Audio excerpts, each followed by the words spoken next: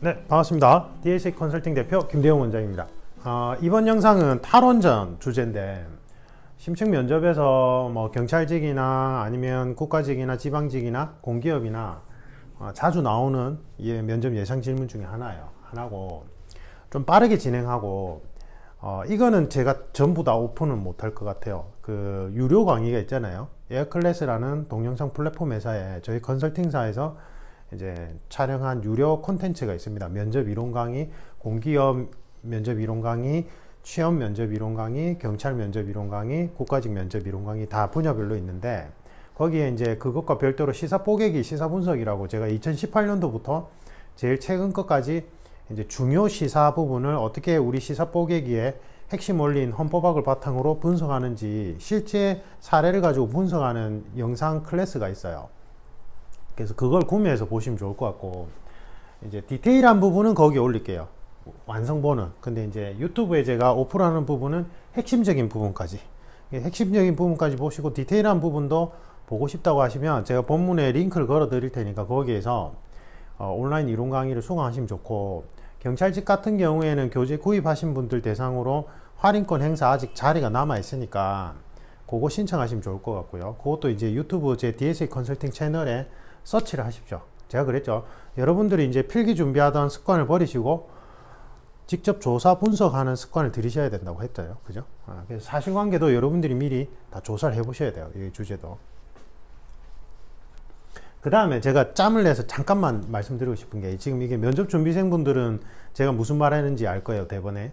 근데 제가 이제 그 앞에 영상에 보면 이제 경찰직 같은 경우에는 과목 개편 이후와 과목 개편 이전을 누가 목표로 잡아야 되는지, 그리고 과목 개편 이전에 무조건 합격하려고 하는 초시생들이 그게 이제 외물인지 뭐 이렇게 설명한 영상이 있는데, 누가 댓글로 오늘 아침에 보니까 패기 있게 저는 생각이 달라요. 이번에 과목 개편 전에, 지금 초시생이지만 과목 개편 전에 과목 열심히 하고 달라지는 거는 헌법밖에 없으니까 헌법 그거 하면 풍분히 과목 개편 이후도 합격할 수 있어요, 이러는 거예요. 그럼 그때 그걸 하시면 되잖아요. 말이 논리가 앞뒤가 안 맞죠? 맞죠? 내가 지금 과목 개편 이전에 합격하길 원한다면 과목 개편 이전을 목숨 걸고 해야 돼요. 여지를 두는 거잖아요, 결국은. 그게 맞죠? 그리고 과목이 안 똑같아요. 헌법을 너무, 경찰 헌법 되게 쉽게 생각하시는데 엄청 어려워요. 기본권만 들어가니까 범위가 적어서 쉬울 거라고 생각하는데, 원래 통치구조론이 쉬워요. 헌법에서는 기본권 파트가 있고 통치구조론 파트가 있는데, 통치구조론 파트는 그냥 단순 암기하는 부분이라서 절차에 관한 부분이고 그건 쉬워요. 근데 기본권 파트가 이해를 요하는 부분이라서 아주 어렵고, 헌법 총론은 미쳐요. 근데 무슨 패기로 헌법을 추가로 하나만 하면 된다는, 그러니까 괜찮다는 얘기인지 전 잘 모르겠어요. 제가 이거 지금 잠깐 말씀드린 건데, 지금 필기 합격하신 분들은 무슨 말씀인지 대본에 알 거예요. 제가 수천 명까지는 아니라도 1000명 넘어갈 것 같은데, 그 학습에 관한 코칭 케어 프로그램 개발하고 교육기업 대상으로 제가 자문을 해줄 때, 저는 이쪽 분야 전문가잖아요.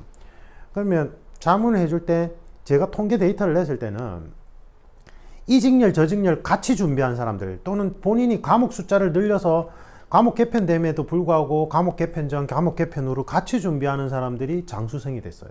그건 당연한 거예요, 매우. 과목 숫자를 줄여가지고 내가 시간 대비 효율성을 높여도 모자랄 판에 본인이 과목 숫자를 늘리면 당연히 경쟁시험에서는 도태될 수밖에 없어요. 장수생이 될 수밖에 없다고요. 물론 그렇게 해서 운 좋게 잘 풀린 케이스도 있어요. 겐토가 폭발해서. 그거는 예외예요, 예외. 겐토는 비속어죠. 예외예요, 예외. 예외 상황에 자꾸 나를 맞추면 안 되고, 그 다음에 이제 이 댓글의 문제점이 뭐냐면 이거예요. 면접 시험에 들어가서 항상 꽈락이 나는 분들 중에 대체적으로 보면 면접관 또는 선생하고 토론하려고 하는 친구들이 있어요. 제가 40대 50대 분들 면접 코칭할 때는 여러분들이 어떤 분야의 전문가들이고 나이도 많지만 절대 면접장에 들어가서는 면접관과 토론하려고 하지 말라고 해요. 지금 그 댓글은 되게 무리한 댓글이에요. 저는 이쪽 분야의 전문가고, 제가 전문성이 없다면 교육기업에서 저한테 자문을 안 받았겠죠. 학습 그런 전략 프로그램도 개발을 안 하고 그것도 운영 안 했겠죠. 그 운영비 주면서 누가 그걸 하려고 해요? 교육기업에서. 그 수익을 창출해야 되는 기업에서. 맞죠? 그러면 이쪽 분야에 저는 최고 전문가라고 자부하는데, 최고 전문가한테 수험생, 일개 수험생이 학습 전략에 대해서 제가 어드바이스 해드린 걸 가지고 나는 그렇게 생각 안 해요. 난 내 방식대로 할 거예요. 라고 댓글을 단다는 건 선생하고 토론하려고 하는 거예요. 그러한 생활 패턴을 가진 사람들은 면접장에 들어가서도 그래요. 면접장에 들어가서도 면접관이 압박을 넣으면 본인이 울컥해가지고 마음에 안 든다고 저는 면접관님 생각에 동의하지 않습니다. 이러면서 막 받아쳐요. 말을. 시험에 대해서 대상자로 내가 시험에 평가받으러 들어간 사람이 그렇게 한다니까요. 그게 언어 습관에 나타나요. 제가 언어 패턴을 분석해 보면 면접 코칭할 때 과라 가시는 분들 상당수가 이런 언어 패턴을 가지고 있어요. 그러니까 지금 본인은 댓글을 달면서도 이게 이 댓글이 얼마나 무례한 댓글인지 몰랐을 거예요. 분명히. 아니 제가 그분을 비방하는 게 아니에요. 제가 뭐 그거 비방해서 뭐 할 거예요. 댓글 안 달리는 게 오히려 더 슬픈 거예요. 뭐 악플이든 선플이든 댓글이 달리는 게 관심의 표현이니까 좋은 건데 제가 걱정이 돼서 하는 말이에요. 선생이 이러이러하게 이렇게 하세요 하면 자기가 동의 안 하면 그냥 동의 안 하고 자기 식대로 하면 돼요. 그 책임은 자기가 지면 되고. 근데 그 오픈된 공간에다 댓글에다가 난 그렇게 생각 안 하는데 나는 이게 이런 이유가 있어서 난 이게 맞다고 생각하는데 선생의 말에 받아쳐가지고 댓글에 오픈 댓글에 달아버리는 거잖아요. 그게 언어 습관인 거예요. 그러한 언어 패턴을 가진 사람들은 면접장에 들어가서도 분명히 그렇게 해요. 말을 옹얼옹얼 하는 사람들이 있어요. 말을 끝까지 안 맺고 옹얼옹얼 해서 반말인 듯 존댓말인 듯 헷갈리게 옹얼옹얼 하는 사람들은 면접장에 들어가서도 압박을 받기 시작하면 평상시에 본인 언어 패턴이 나와요. 그럼 면접관한테 반말 비슷하게 옹얼옹얼 해요. 옹얼옹얼 말 끝맺음도 안 하고. 그럼 바로 감점이죠. 감점 폭도 커요. 그거는. 무슨 말인지 이해가시죠? 네. 그러니까 제가 코칭하는 스타일을 아시겠죠? 저는 여러분들의 언어 패턴이나 행동 패턴을 교정해 드려야 돼요. 예. 그래야지만 면접장에 들어가서 제대로 된 점수를 받을 수 있다고요. 그 면접장 안에서는 그렇게 안 하게 연기를 해야지 그런 거 안 통해요. 절대 안 통해요. 그게 통하는 것 같으면 전국 각지에서 면접 3번, 4번씩 떨어진 분들이 부산까지 KTX 타고 오겠어요. 강원도, 부산, 경기, 서울, 경기, 강원도에서도 내려왔어요. 이렇게 왔다 갔다 하면서. 그분들은 뭐 바보라서 그러면 미쳤다고 부산까지 내려오고 있냐고요. 맞죠? 유명한데 다 다닌 분들이에요. 그분들. 전국 각지에 유명하다는 고시학원 다 다닌 분들이고 거기서 한계점을 느껴서 오신 분들이라고요. 근데 제가 그 오신 분들 코칭해 보면 그러한 문제점들이 있다고요. 아니 다 그런 건 아니고 그 체부를 많이 한 분들 중에 상당수는 그러한 문제점이 본인도 모르게 그런 습관을 가지고 있는 거예요. 이 얘기하면 너무 길어져서 죄송합니다. 빨리 진행할게요. 제가 걱정이 돼서 그래요. 그분이 필기에 합격 계속 하는데 면접에서 자꾸 떨어지는 분들이 있거든요. 근데 그런 분들이 그러한 생활 패턴을 가지고 있는 경우가 많아요. 그래서 제가 걱정돼서. 탈원전은 이게 도입 배경을 먼저 정확하게 아셔야 돼요. 근데 이게 탈원전을 우리가 석탄이나 이런 화력발전소를 안 하고 원전을 한 그 이유가 사실은 탈원전으로 가게 된 도입 배경과 같이 일맥상통해요. 이게 좀 아이러니한데 탈원전이 일어난 건 환경오염 부분이죠. 이 뭐 했을 때? 사고가 일어났을 때 이거는 뭐 화석연료와는 비교할 수 없을 정도로 매우 큰 국가가 존폐 위기에 갈 수도 있어요. 우리나라 같이 땅이 협소한 지역에서는 땅이 협소한데 원전이 밀집도가 엄청 높아요. 세계 거의 최고 수준일걸요. 근데 만약에 한 곳이 폭발하거나 그 러시아처럼 아니면은 일본처럼 유출돼 가지고 그쪽이 전부 다 죽음의 땅으로 변하면 우리나라는 거의 존폐 위기에 들어갈 수 있어요. 엄청나게 환경오염의 심각성이 크다고요. 그 다음에 이제 비몰 비용 부분이 있는데 이 비용은 매몰 처리 비용이에요. 매몰과 그 다음에 정화 비용이요. 근데 이 비용이 정화 비용이 안 들어가 있어요. 원전을 측정할 때 원전이 그러니까 석탄 원료에 비해서 원전이 장점이 비용적인 부분이 있었어요. 장기적으로 볼 때 환경오염을 적게 하고 화석연료에 비하면 환경오염을 적게 하고 비용 부분이 좋다고 했는데 환경오염도 보니까 이게 사고가 안 나면 좋겠지만 일본이라는 최첨단 국가에서도 사고가 나는 판국이란 말이에요. 러시아 같은 강대국에서도 사고가 난다고요. 사고가 일어났을 때는 환경오염이 너무 심각해지더라. 이게 하나가 있고 그 다음에 이제 비용 부분이 화석연료보다 장기적으로는 좋더라. 우수하더라. 그래서 전기를 우리가 싸게 공급받을 수 있다 이거거든요. 근데 이 비용이 무슨 비용이 빠져 있냐면 매몰 비용이 빠져 있어요. 사실은. 그러니까 원전이 수명이 닿으면 해체해야 될 거 아니에요. 그 해체 비용이 빠져 있다고요. 사실은. 그 다음에 사고가 일어나서 이제 후쿠시마처럼 사고가 일어나서 그 일제가 전부 다 죽음의 땅으로 변했을 때 그걸 정화하고 그 원전을 다시 복구하는데 들어가는 비용이 다 빠져 있는 거예요. 그러면 그 비용까지 합쳤을 때 과연 원전이 다른 대체 에너지와 비해서 비용적으로 우수하냐는 생각해 봐야 된다는 거예요. 그게 도입 배경이에요. 이게 지금 같이 원전의 장점하고 이 탈원전의 도입 배경하고 일맥상통하죠. 아이러니하죠. 네. 요거 정리를 잘 하셔야 돼요. 그래서 도입 배경은 요거. 근데 사실상 우리가 원전을 많이 지었던 게 사실은 같은 이유 때문에. 네. 이해가시죠? 그러니까 화석연료보다는 오염이 적은데 이게 사고가 터지면 너무 심각해지더라. 그래서 원전으로 다시 탈원전으로 가야 된다. 원전이 아니라. 비용이 사실은 다른 대체 에너지보다 비용적으로 우수했다고 생각했는데 이게 매몰되거나 정화했을 때, 해체했을 때 비용이 산정이 안 된 비용 방식이더라. 이게 문제점인 거예요.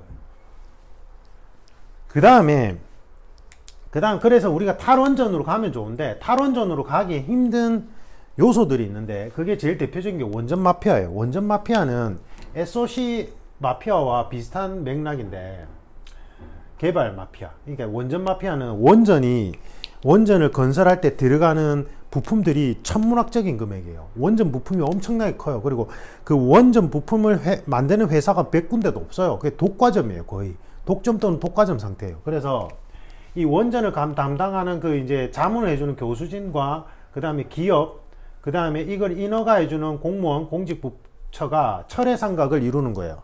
교수님들이 다 그렇다는 얘기가 절대 아닙니다. 그래서 이거는 그냥 이론적으로 제가 설명드리는 거예요.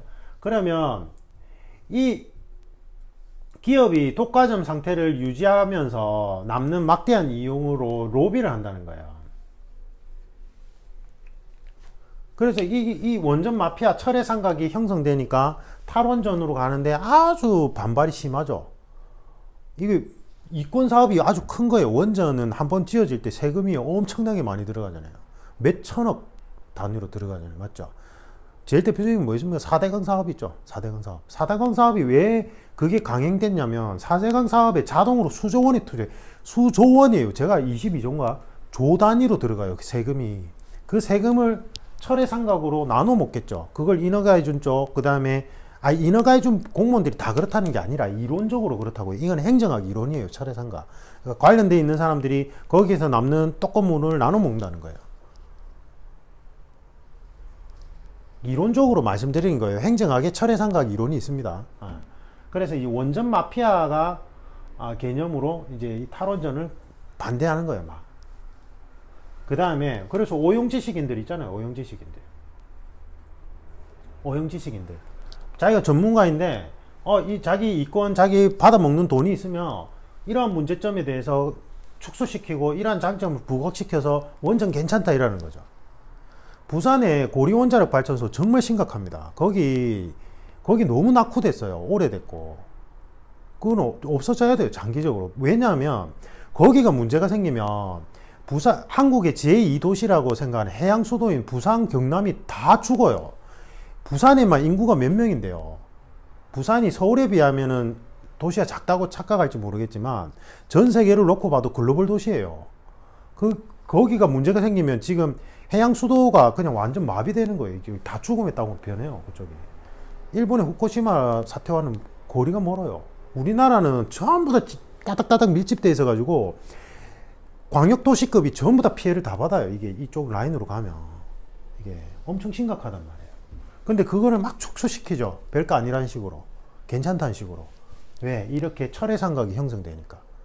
그러니까 오용지식인들이 있어요. 양심 있는 지식인 분들도 있고, 그죠? 그 다음에 이제 요것도 문제예요. 대체 에너지 개발이 더딘 거예요. 그래서 화석연료는 환경오염 계속하고 지구온난화 때문에 안 되고, 그럼 원전밖에 없는데 어떻게 대체가 되느냐? 그럼 태양열이나 뭐 나머지 풍력이나 이런 것들 해야 되는데 효율성이 떨어지더라. 이게 이제 문제인 거예요. 근데 이거는 시간상의 차이지, 탈원전이 진행되면서 어차피 탈원전을 한꺼번에 다 해체할 수는 없단 말이에요. 비용이 막대하게 들어서. 그래서 이걸 점진적으로 진행할 때 대체 에너지 개발도 점진적으로 이루어 가자, 이렇게 가야 되는 게 사실은 궁극적으로는 맞아요. 국가 안전을 위해서, 국민의 안전을 위해서. 맞죠? 그러면 이제 여기서 이제 이 오용 지식인들이 자주 인용하는 게 전기세 폭탄 맞을 거야 이렇게 협박하는 거죠. 이 부분은 독일의 사례를 들면 돼요. 독일의 사례. 그래서 이 부분은 제가 이제 지금 시간이 다 돼서 예약이 너무 많아요. 너무 많아서 촬영할 시간이 너무 부족한데 이 부분은 이제 에어클래스에 오픈해서 조금 디테일한 부분이니까 여기까지는 핵심이에요. 핵심. 그래서 유튜브에서 여기까지만 하셔도 훌륭합니다. 이 뒷부분은 제가 이제 에어클래스에 올리겠습니다. 다시 추가 촬영해서 이상입니다. 감사합니다.